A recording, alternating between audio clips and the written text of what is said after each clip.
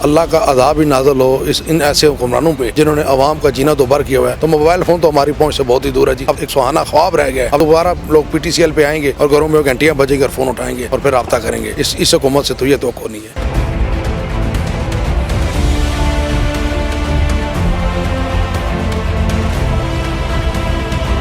मेरे जो है ना पाँव हिल गए हैं, रेट काफ़ी ज़्यादा है कि जो पहले होता था 20,000 का अभी 40,000 का है। मेरे पास पहले मोबाइल नहीं था मगर मेरी मजबूरी बन चुकी है कि मैंने अभी लेना है। अब मोबाइल फ़ोन की बात करिए तो घर का किचन चलाना भी बड़ा मुश्किल हो गया है।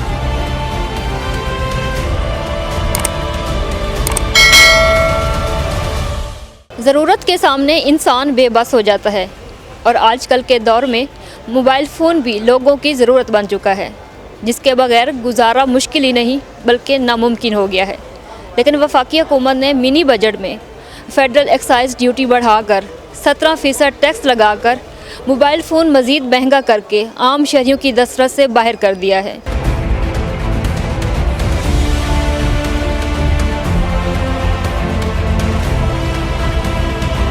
मैं इधर मोबाइल लेने आया था तो रेट सुन के तो बिल्कुल ही मेरे जो है ना पाँव हिल गए हैं। रेट काफ़ी ज़्यादा है। टैक्स के हवाले से अगर देखा जाए तो टैक्स बहुत ज़्यादा इन्होंने बढ़ा दिए। हालांकि सैमसंग जो हमारी अपनी पाकिस्तान में असेंबल हो रही है तो सहूलत देनी चाहिए थी, उस हिसाब से रेट काफ़ी इन्होंने बढ़ा दिए। टैक्स वगैरह भी है तो मैंने रेट पता किए लेकिन मुझे नहीं यहाँ पे उस हिसाब से पसंद आया। इनकी मार्केट के हिसाब से ये करना चाहिए, इन पे कंट्रोल करना चाहिए। रोज़ बरोज़ जो हो रही है मोबाइल के हवाले से तो आम बंदे के लिए बहुत मुश्किल हो जाएगा। ये 25,000 वाला तो अब ऊपर वाले तो वैसे भी महंगे कर रहे हैं, लेकिन इनकी तरफ से भी कुछ रेट लिस्ट यहाँ मेंशन नहीं है। जो 25,000 वाला है वो यहाँ पे 35,000 में मिल रहा है, कोई 32 में बेच रहा है। मतलब ये 5-6 हज़ार प्रॉफिट ये एक्स्ट्रा से भी कर रहे हैं। ऊपर से भी गवर्नमेंट की तरफ से भी इनको चेक करना चाहिए, रेट लिस्ट मेंशन होने चाहिए ताकि आम बंदा यहाँ पे आ सके, उनके लिए इजी हो सके। यहाँ पे अभी जो मोबाइल लेने में आया था इतनी महंगाई है कि जो पहले होता था 20,000 का अभी 40,000 का है। हर चीज़ में इतनी महंगाई हो चुकी है कि हम लोग जो है ना बहुत डिस्टर्ब हैं, परेशान हैं। और मेहरबानी करें, हमारे हाल पे रहम करें।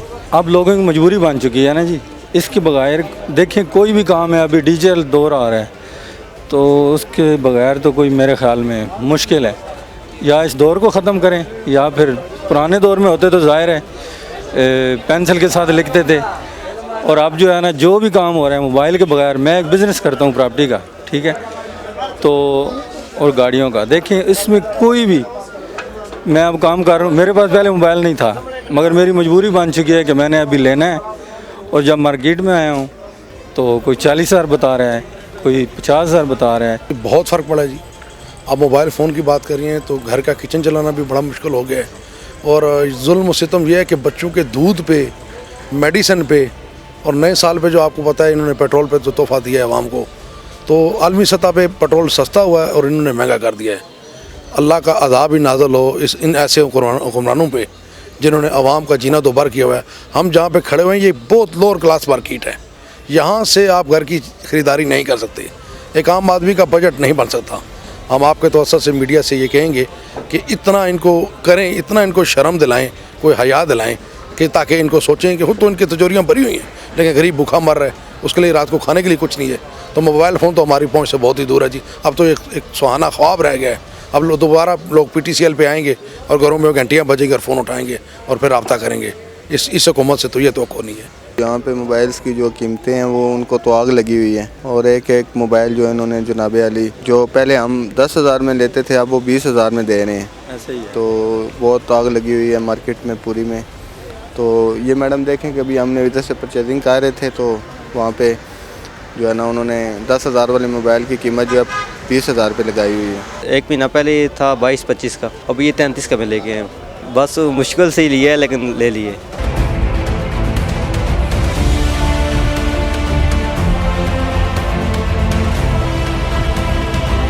मोबाइल फ़ोन्स पर 257% फेडरल एक्साइज ड्यूटी बढ़ाना दुकानदारों ने इसे मुआशी कत्ल करार दिया है। ये दोहरे तीरे टैक्स हैं, सिर्फ 17% नहीं है। मैन्युफैक्चरर दे रहा है, फिर जो है सप्लायर दे रहा है, होलसेलर दे रहा है, फिर रिटेलर से ये 17% मज़ीद ले रहे हैं।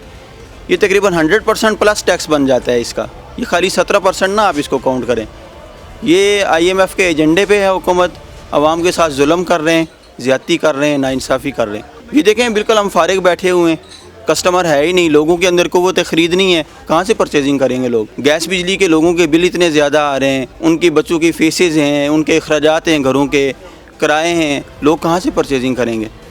हम लोग तो अब कारोबार छोड़ने के लिए मजबूर हुए हैं। इफ़ेक्ट तो इससे पड़ रहा है, लाजमी बात है। कस्टमर जब आता है, कस्टमर को तो इस चीज़ का नहीं पता कि टैक्सीज़ बढ़ रहे हैं या नहीं बढ़ रहे। ये तो हमारे ऊपर बर्डन पड़ता है। कस्टमर आता है, वो आकर कहता है हमें तो ये रेट आपने ऑलरेडी बताया हुआ या हमें तो इस रेट का पता था। तो उसके बाद जब हम उनको बताते हैं कि टैक्सीज़ बढ़ रहे हैं तो वो इस बात से सेटिस्फाई नहीं होते, क्योंकि उनको तो समझाना मुश्किल है। हुकूमत नहीं समझा पा रही, हम क्या समझाएंगे उनको। तो इस वजह से काफ़ी ज़्यादा फ़र्क पड़ रहा है। कस्टमर पहले अगर 10 में से 8 कस्टमर मोबाइल लेकर जाते थे, अब 10 में से 2 भी नहीं लेकर जाते हैं।